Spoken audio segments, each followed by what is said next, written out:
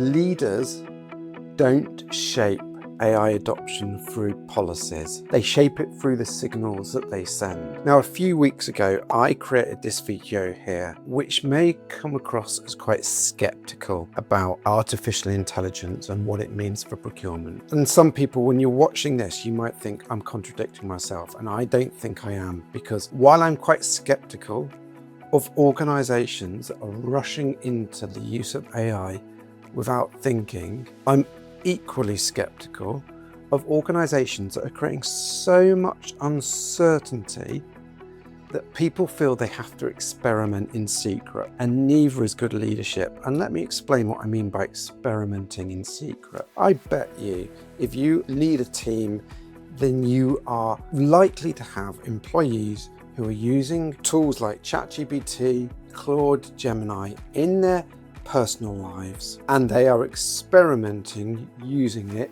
in the procurement environment they work in, but they're not telling you they're doing so. Now, this doesn't make them bad, it doesn't make them wrong, but the fact is they're doing it in secret because they're not quite sure what they're allowed to do, and they're not quite sure how to go about it. You've not set the leadership guidelines to give them that clarity. A few months ago, delivered a workshop on artificial intelligence and what that means for procurement as a function. And it was discussed really positively.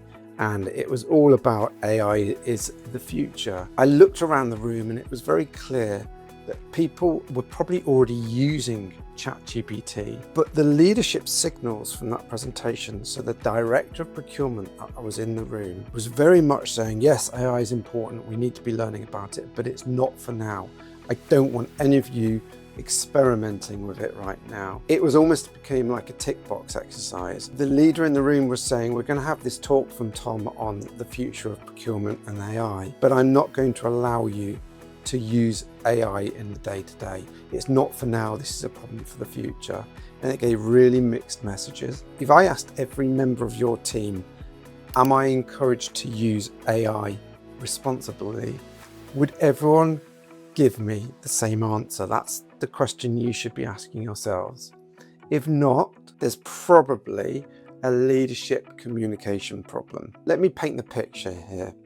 Imagine you're teaching a child to swim, but you ban the pool or you throw them in at the deep end. Of course, neither are going to really help them to swim. In fact, they'll probably put them off swimming for life, because you're creating this fear around the act of swimming. You start in the shallow end. You stay close to them. You encourage them. You build confidence, but you set certain safety measures in place to make sure that they are experimenting, they're getting used to the water, they are splashing about, they are gaining confidence. And that is what good AI leadership looks like. I would advocate a framework for how all organizations should be approaching artificial intelligence.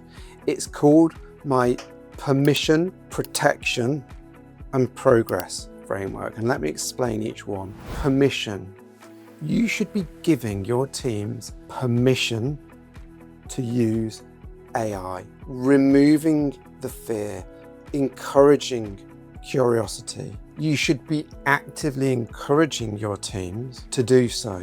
Thinking about the areas of your procurement workflows where AI could be really helpful in encouraging individuals in your team to experiment with the use of AI to help them be more productive, more efficient, and to help them get better outputs and create better delivery for their team. Removing that fear, making them feel like, yes, they're encouraged to do so, is exactly the way for procurement individuals to learn and to feel encouraged and to want to do more. You might be saying, well, Tom, that is absolutely the wrong thing to do, because we're going to create all sorts of problems. There's going to be data privacy issues. It's going to be like the Wild West as we implement AI. And that's where the protection part of my framework comes in.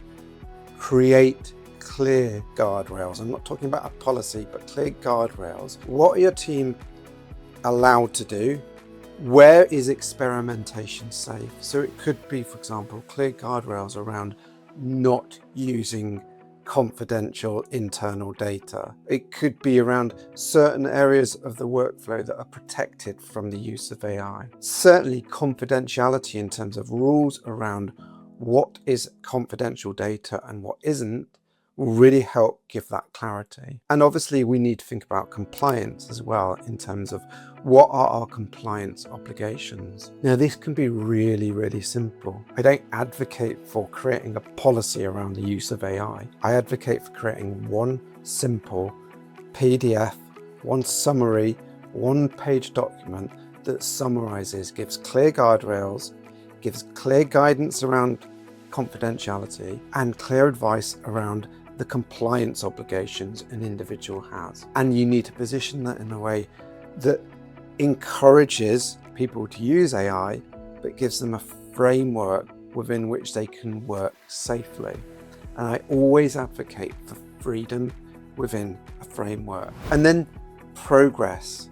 This is the third part of my framework, the permission, protection, progress. Encourage your teams to be sharing the wins. So where have they used AI and found it's really helpful?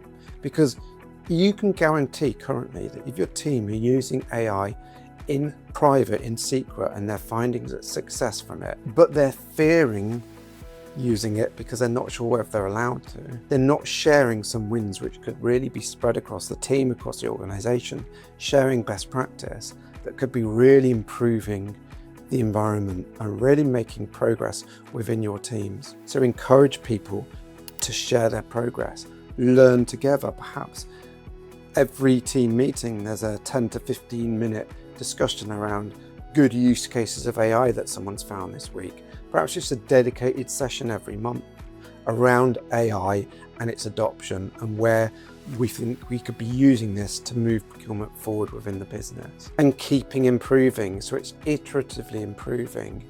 And within the framework, the freedom within the framework, being okay with teams making mistakes as long as they've got the clear guidance around the protection and they've acted within that, being okay with where they've made mistakes. A culture where you encourage mistakes is actually going to be a much more progressive culture than one where you punish mistakes. And I know that that again might make some leaders feel really uncomfortable, but in my view, that's a true definition of leadership. And that's what we need to be applying when it comes to the adoption of AI. Don't confuse skepticism with silence. Good leaders encourage responsible experimentation.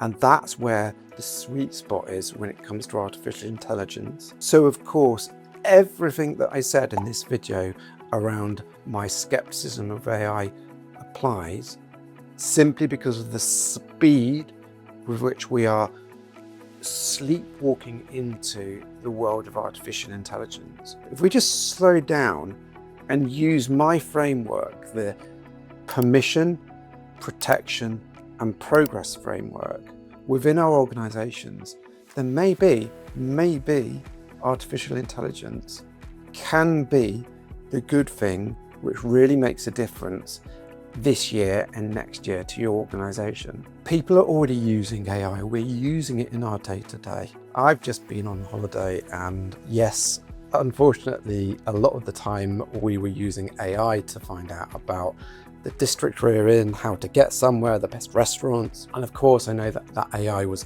sweeping the internet, putting together the best of the information, but it became like a curation for me. And it actually really enhanced our holiday experience.